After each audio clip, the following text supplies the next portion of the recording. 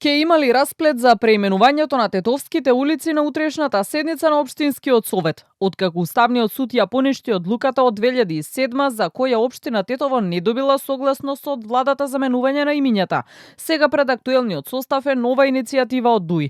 Во неа повторно се предлагаат имињата кои беа во оспорената одлука, но дел се и сосема други улици. Па затоа предлогот го третираат како целосно нов и очекуваат да биде прифатен од советниците.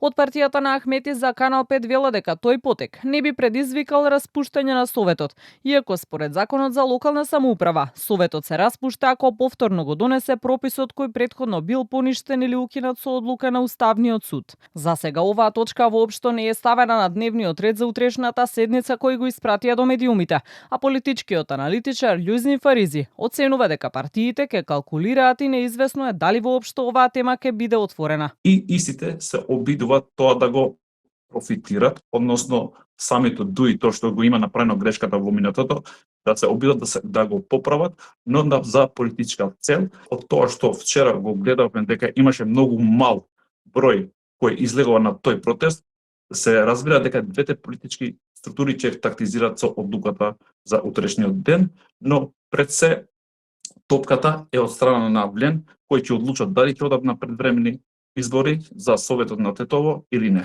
Протестниот марш против одлуката за променетите имиња на улиците кои синоќа се одржа во Тетово беше во организација на ДУИ. Учесниците носеа пароли "Историјата не се брише" и улиците зборуваат албански. Ова е Тетово, а не Белград, Титовлен. Пораки кои на крајот ги залепија на влезот од општинската зграда. Денеска од Уставен се огласија преку писмена реакција да не се политизираат одлуките на судиите. Судот нема да подлегне на политички притисоци.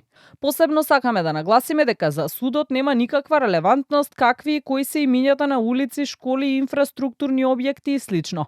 Тоа се политички одлуки кои ние не ги цениме, но она што е важно за судот и за граѓаните е дали тие одлуки се донесени во законски пропишана постапка, велат од судот. Освен во Тетово, иницијатива за промена на улици со имиња на борци на ОНА има и во Чаир. Командант Тели Изе Кирија Хасани. Советот дал согласност, но засега нема одговор дали имало и Бадентерово мнозинство, како што налага законот.